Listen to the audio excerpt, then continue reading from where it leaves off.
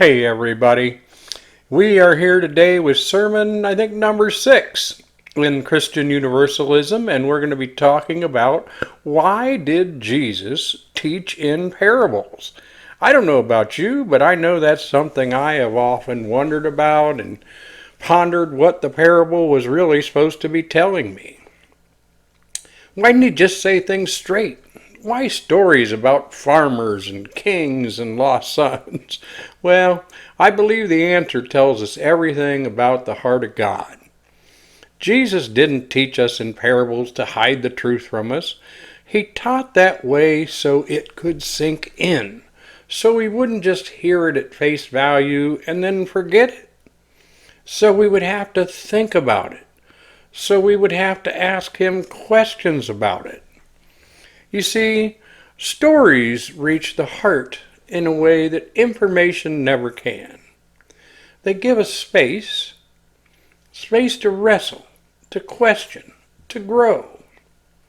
When Jesus said, "He who has ears, let him hear," he wasn't saying some people are locked out. He was inviting everyone to listen deeper. The truth of the kingdom isn't something you memorize. It's something you experience. And parables were God's way of saying, I want you to see this truth for yourself. I want you to live it. I recently heard Jamie Winship, which I think he does an excellent job on a lot of things, do an excellent job presenting this bit about why Jesus did everything is teaching in parables. He did a YouTube presentation, and he used Matthew 13:11-20 to explain this. That's the parable of the sowers. Matthew 13:12 says, "For everyone who listens with an open heart will receive progressively more revelation until he has more than enough."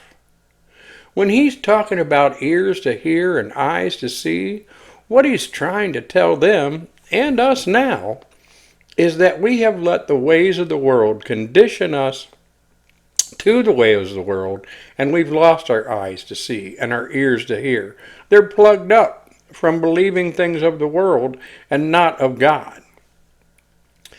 Hear and know the things that are beyond comprehension of this world is what he's telling us to do. Unclog those ears. Unblock those eyes. Start living and trusting in the Word of God. Matthew 13:15 says, "Their minds are dull and slow to perceive. Their ears are plugged and hard of hearing. And they have deliberately shut their eyes to the truth.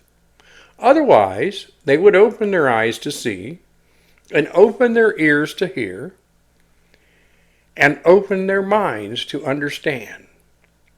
Then they would turn to me, and I would instantly heal them." Again, I think what Jamie was explaining and what I see in this is, as long as we live with all our context being only of this world, then we're clogging our eyes and our ears, and we're not seeing and letting the real Word and the real Word of God get into ourselves. Once we start doing that, it's like that seed that's going to grow, and we get more and more and more, and Jesus will heal us. We'll start to live in a way that we were meant to live here instead of the way that we fall into by trap.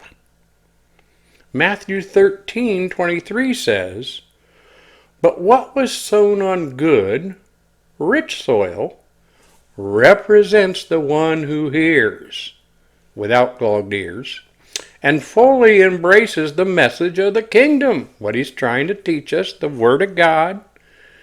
"Their lives bear good fruit. Some yield a harvest of 30, 60, even 100 times as much as was sown." Let that sink in and think about it. When you read the parables, whether it's the Good Samaritan, the lost sheep, the prodigal son, don't just ask what the lesson is. Ask what God is revealing about his heart. Because in every parable, there's one constant thread: a God who never gives up, never turns away, and never stops reaching out for us. That's the same God who's reaching for you right now. Read His Word with thoughts that provoke you to ask Him questions, and be still and listen for the answers. Go to gopwg.com to learn more about partnering with God and discovering the good news that truly includes everyone. Please be sure and like and subscribe and share this message if it helped you see God in any way. I'd love to hear from you, whether you do it here on the video comments or you do it at gopwg.com. Let me know what your thoughts are on this. Let me know what you'd like to hear more on. I really hope and pray that you have a blessed day, week, month, year. You know what? I pray you have a blessed life and you share it with somebody. Love you guys. See you next time.